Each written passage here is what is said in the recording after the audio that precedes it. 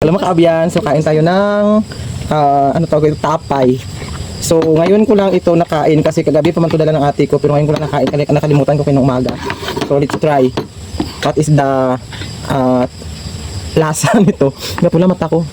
So ano siya, medyo mabasa-basa siya.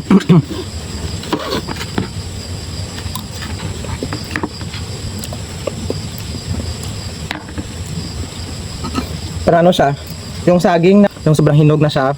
So medyo maasim-asim, hindi talaga maasim siya, pero ano lang, mga 5% na maasim, and then medyo ano siya, matama na tamis.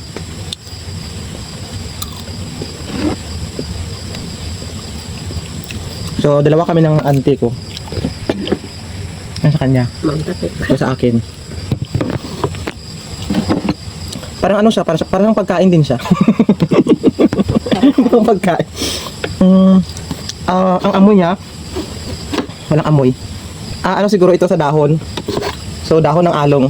Hindi ko alam kung ano sa inyo. Basta dahon ng along, ito yung ginagawang sulpot, yung bunga. Bala kayo research ng sulpot at saka along. Basta ito ang ano, giputos dito. And then kapag makain mo ng magkain, parang may something na dito sa dumidikit sa iyong tutunlan.